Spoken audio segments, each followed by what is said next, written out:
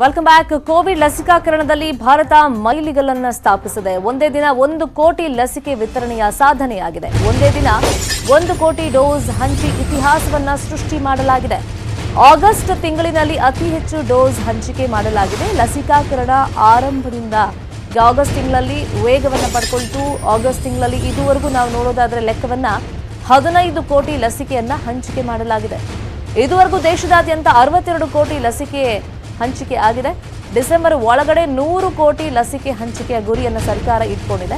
ಈಗ ಹೆಚ್ಚು ಲಸಿಕಾಕರಣದಿಂದ super August ಹೆಮ್ಮೆ ನಮ್ಮ ದೇಶಕ್ಕೆ ಲಭಿಸಿದೆ. ಅದರಲ್ಲೂ ನಿನ್ನೆ ಒಂದೇ ದಿನ ನಾವು ನೋಡೋದಾದ್ರೆ 1 ಕೋಟಿ ಲಸಿಕೆ ಹಂಚಿಕೆ ನಮ್ಮ ದೇಶದಲ್ಲ ಆಗಿದೆ. ಇನ್ನು ಡಿಸೆಂಬರ್ ಒಳಗೆ 100 ಕೋಟಿ ಲಸಿಕೆ ಹಂಚುವಂತ ಗುರಿಯನ್ನು ಸರ್ಕಾರ ಇಟ್ಕೊಂಡಿದೆ.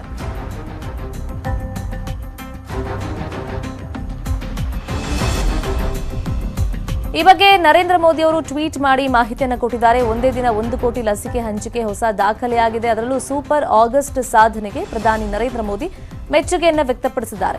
1 ಕೋಟಿ ಲಸಿಕೆ ಹಂಚಿಕೆ ಇದೊಂದು ಐತಿಹಾಸಿಕ ಮೈಲಿಗಲ್ಲು ಅಂತ ಹೇಳಿದ್ದಾರೆ. ಇನ್ನು ಲಸಿಕೆ ಪಡೆದಿರೋರೆಲ್ಲರಿಗೂ ಅಭಿನಂದನೆ ಅಂತ ತಿಳಿಸಿದ್ದಾರೆ. ಇನ್ನು ಲಸಿಕಾಕರಣವನ್ನ ಯಶಸ್ವಿಗೊಳಿಸುತ್ತಿರುವವರ ಬಗ್ಗೆನೂ ಕೂಡ ಮೆಚ್ಚುಗೆಯನ್ನು ವ್ಯಕ್ತಪಡಿಸಿದ್ದಾರೆ. ಟ್ವಿಟರ್ನಲ್ಲಿ ಈ ಅಭಿನಂದನೆಯನ್ನು ಸಲ್ಲಿಸಿದ್ದಾರೆ ನರೇಂದ್ರ ಮೋದಿ.